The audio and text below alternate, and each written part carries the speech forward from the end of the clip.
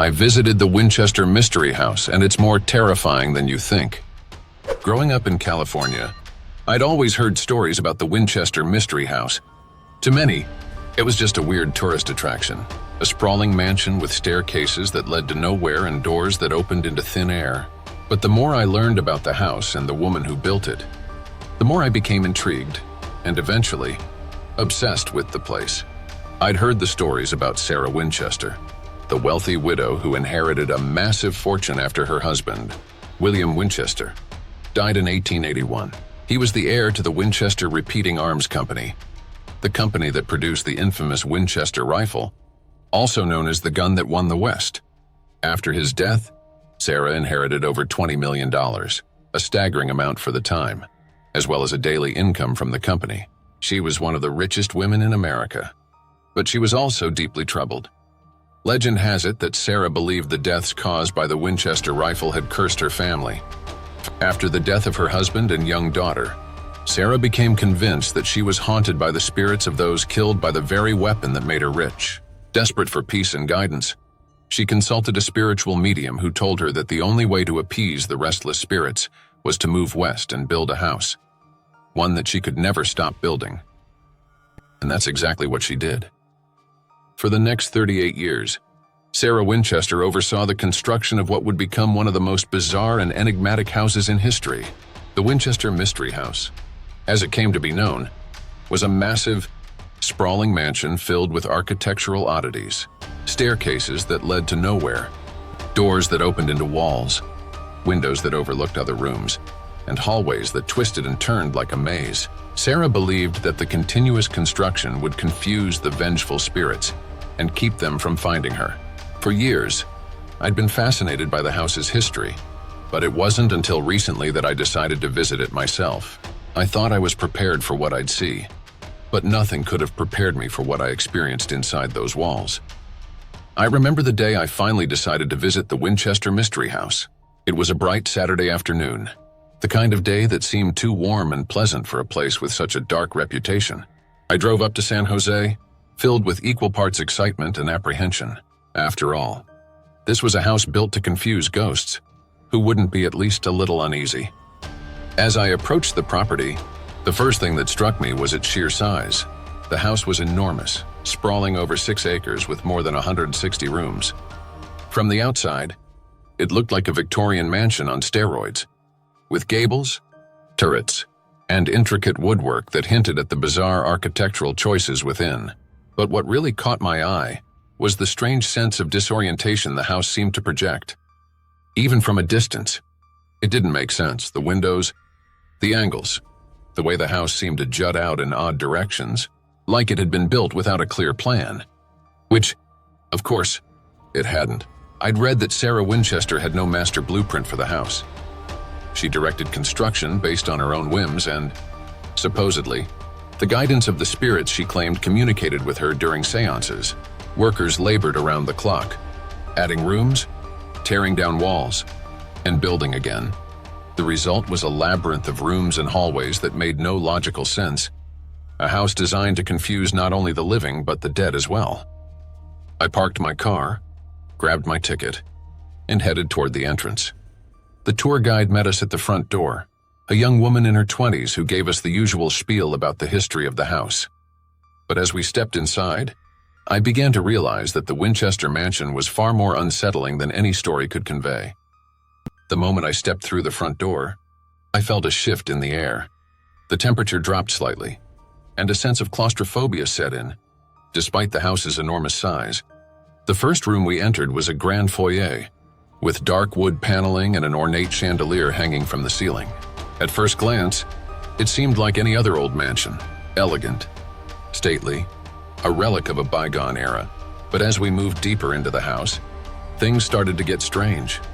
The hallways were narrow and twisted, often leading to dead ends or turning back on themselves. Some staircases led up only a few steps before abruptly ending at a wall. Others spiraled downward into the darkness, giving the unsettling impression that the house itself was swallowing you whole. There were doors that opened to brick walls, closets that had no back, and windows that looked out into other rooms instead of the outside. It was disorienting, to say the least. I found myself getting turned around, even though I was with a group of other visitors. The house seemed to play tricks on your mind, making you lose your sense of direction, of time, of reality. Our guide led us through room after room, explaining the strange history behind each one. There was the seance room, where Sarah Winchester supposedly communicated with the spirits that guided her building decisions. The room had multiple doors, some of which led nowhere, and windows that faced inward, giving the impression that the spirits were always watching. Then there was the Hall of Fires, a series of interconnected rooms filled with fireplaces. No one knew why Sarah had built so many fireplaces in that part of the house, but it only added to the sense of confusion and unease that permeated the place. As we walked through the house, I couldn't shake the feeling that we were being watched. I knew the house was supposed to be haunted. Many visitors had reported seeing shadowy figures or hearing strange noises, but I had never believed in ghosts. Still, the atmosphere inside the Winchester mansion was heavy, oppressive. It felt like the walls were closing in, like the house itself was alive and aware of our presence. It wasn't long before I had my first strange experience in the house. We were walking through one of the narrower hallways when I suddenly felt a chill run down my spine. I turned around, expecting to see another visitor behind me, but the hallway was empty. I shook it off, telling myself it was just my imagination. But then I felt it again, a cold, almost electric sensation on the back of my neck, as if someone or something was standing just inches behind me, watching. I quickened my pace, catching up to the rest of the group. I didn't say anything to the guide or the other visitors. I didn't want to seem paranoid, but I couldn't shake the feeling that we weren't alone in the house. I kept glancing over my shoulder, half expecting to see a shadowy figure lurking in the distance. But there was never anyone there. As we moved through the house, the sensations only intensified. In certain rooms, I felt like I couldn't breathe, as if the air had grown thick and heavy. In others, I swore I could hear faint whispers, though the guide assured us that we were the only ones in that part of the house. By the time we reached the grand ballroom, I was on edge. The ballroom was one of the largest and most impressive rooms in the house, with high ceilings and stained glass windows that cast an eerie light across the floor. But even here, the sense of unease lingered. I found myself staring at the windows, half expecting to see a figure peering in from the other side, though I knew we were on the second floor. Then, something strange happened. As the guide was telling us about the ballroom's construction, I glanced over at one of the large, ornately carved doors. It was slightly ajar, and for a split second, I thought I saw something, a shadow, a figure standing just beyond it. It was gone in an instant, disappearing into the darkness, but I knew I hadn't imagined it. I wasn't the only one who saw it, either. One of the other visitors, a woman standing next to me, gasped and grabbed my arm. "Did you see that?" she whispered, her voice trembling. I nodded, my heart racing. But when the guide asked if anything was wrong, neither of us said a word. As the tour continued, the guide began to delve deeper into the legend of the house and the spirits that supposedly haunted it. According to the stories, Sarah Winchester was convinced that she was being haunted by the ghosts of those who had been killed by the Winchester rifle. After her husband and daughter died, she became consumed with guilt, believing that the spirits were seeking revenge on her family for the countless lives lost because of the weapon that had made them so wealthy. In her desperation, she consulted a medium in Boston, who told her that the only way to protect herself from the spirits was to move west and build a house that she could never stop building. As long as the construction continued, the spirits would remain confused, unable to find her, but if she ever stopped, the spirits would come for her. And so, for 38 years, Sarah Winchester oversaw the construction of the mansion, never stopping, never slowing down. Even after her death in 1922, the house remained unfinished, a labyrinth of rooms, staircases, and hallways that led nowhere. Some people believed that Sarah had gone mad, driven to paranoia by grief and guilt, but others believed that she truly was haunted, that the spirits of the dead had followed her to California, and that the house was her only defense against them. As the guide recounted these stories, I couldn't help but think about the strange sensations I'd felt throughout the house. The cold chills, the whispers, The shadow I'd seen in the ballroom. Was it possible that the house really was haunted? That the spirits Sarah Winchester had tried so hard to escape were still trapped within its walls? The most unsettling part of the tour came when we reached the seance room. The room was small, dimly lit, and filled with strange architectural details. There were doors on every wall, some of which opened into other rooms, while others led to dead ends. The room was designed to be confusing, with secret passages and hidden compartments that made it difficult to tell where you were or where you were going. According to the guide, this was where Sarah Winchester conducted her nightly seances, communicating with the spirits that guided her building decisions. She believed that the spirits would tell her which rooms to build, which walls to tear down, and where to add new staircases or doors. The seance room had 2 entrances, but only one exit. A symbolic representation of the idea that once the spirits entered the room, they couldn't leave. As I stood there, listening to the guide explain the room's purpose, I felt an overwhelming sense of unease. It was as if the very walls were alive, watching, waiting for something or someone. The air in the room felt heavier, colder, and I noticed that several of the other visitors seemed uncomfortable as well. One man kept shifting nervously, glancing over his shoulder as if he expected someone to be standing behind him. I couldn't help but wonder if Sarah Winchester had really communicated with spirits in this room. The idea seemed far-fetched, but as I stood there, surrounded by the maze of doors and walls, I began to understand why she might have believed it. There was something deeply unsettling about the room, something that made you feel like you were not alone. As we left the seance room and continued the tour, I couldn't shake the feeling that something had followed us out. One of the most famous features of the Winchester Mystery House is the door to nowhere, a door that opens onto a sheer drop, with nothing but the outside air on the other side. The guide led us to the door, pointing out its bizarre placement and the fact that it seemed to serve no purpose other than to confuse anyone or anything trying to navigate the house. According to legend, Sarah Winchester had the door built as a way to trick the spirits that haunted her.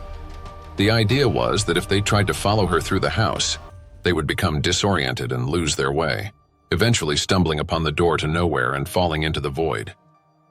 As I stood there, staring at the door, I couldn't help but feel a sense of vertigo.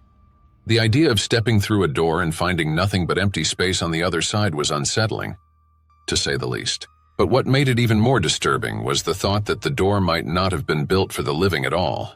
Was it possible that Sarah Winchester had designed the house specifically to confuse and trap the spirits that haunted her? And if so, were those spirits still wandering the house, lost and angry, searching for a way out? The guide explained that the door to nowhere was just one of many architectural oddities in the house designed to disorient both the living and the dead. There were also staircases that led to ceilings, windows that overlooked walls, and hallways that twisted and turned in seemingly random directions. The entire house felt like a giant puzzle, with pieces that didn't quite fit together, intentionally designed to be confusing, unsettling, and, ultimately, inescapable.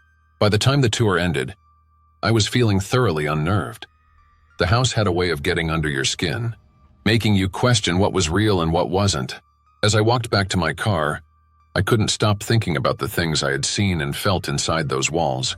The cold chills, the whispers, the shadow in the ballroom. But the strangest part came after I left the house. That night, as I lay in bed, I couldn't shake the feeling that something was wrong. I kept replaying the events of the day in my mind, trying to make sense of the strange experiences I'd had. But the more I thought about it, the more uneasy I became. I fell asleep eventually, but my dreams were filled with images of the Winchester mansion, dark hallways, twisting staircases, and doors that led to nowhere.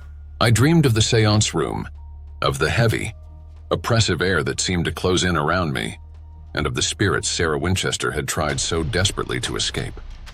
When I woke up, I felt drained, as if the house had somehow followed me home. And over the next few days, things only got worse. I started hearing strange noises in my apartment, soft whispers, like the ones I had heard in the house, and faint footsteps that seemed to come from nowhere.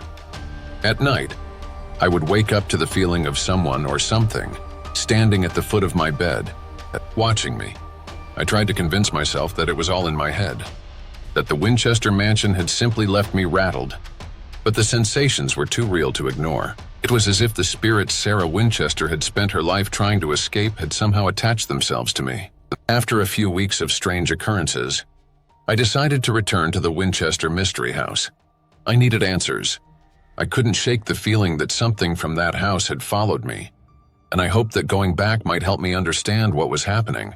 When I arrived, I was surprised to find that the house seemed even more imposing than before. The air around it felt heavy, almost oppressive, and the strange architecture seemed to loom over me, casting long shadows across the ground. I spoke to one of the staff members, explaining the strange experiences I had been having since my last visit. She listened carefully, nodding as I described the whispers, the footsteps, and the feeling of being watched. "You're not the first person to experience that," she said quietly. "Many visitors have reported similar things after leaving the house. It's as if the spirits here don't want to let go." Her words sent chills down my spine. I spent the rest of the day wandering the grounds of the mansion, trying to make sense of what I had experienced. But as the sun began to set, I realized that some mysteries could never be fully understood. The Winchester Mystery House is a place that defies logic, a house built to confuse both the living and the dead. And while I may never know the full truth of what haunts those halls, one thing is certain: Sarah Winchester's legacy lives on in the strange, twisting architecture of her home, a house designed to trap spirits, but one that may never truly let them go.